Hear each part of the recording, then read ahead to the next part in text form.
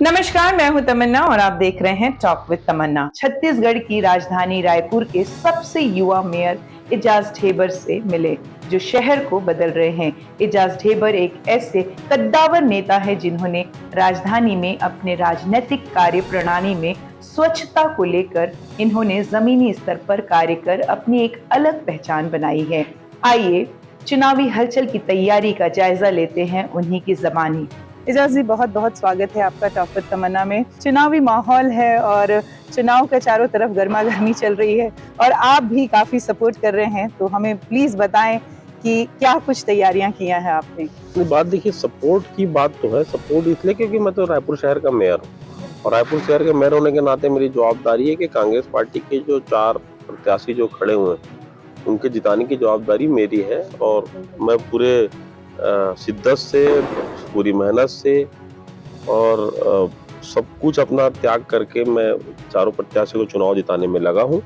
और एक चुनाव का जो जैसे जैसे चुनाव का वो आता है वैसे वैसे चुनाव की रफ्तार, चुनाव का मीटर बढ़ते जाता है। मैंने प्रत्याशी को एक ही बात कही है कि आपको हर घर में जाके एक बार नॉक करना है। तो प्रत्याशी लगातार हमारा घूम रहा है और अच्छा प्रत्याशी है। जिस तरीके से पिछले बार हम बहुमत बहुत ज्यादा, मतलब 3 गुना बहुमत लेकर हमने यहाँ सरकार बनाई थी 72 सीट को लेकर, मुझे लगता है इस बार भी हम 70-72 के हम करीब बनाएंगे और सरकार हम बनाएंगे। और क्योंकि हमारी जो सरकार की योजना है, सरकार ने जो हर वर्गों के लिए काम किया, ऐसा कोई वर्ग नहीं है, चाहे महिलाओं की बात करें, चाहे युवाओं की बात करें, चाहे हम बेरोजगारों की बात करें, चाहे हम किसानों की बात करें, चाहे हम व्यापारियों की बात करें, चाहे हम समाजों की बात करें, जो विभिन्न समाज यहाँ पर होते हैं, चाहे हम उनकी बात करें, हम ऐसा कोई वर्ग नहीं है जो हमसे महरूम हुआ है। हमने सबको कुछ न तो कुछ दिया है।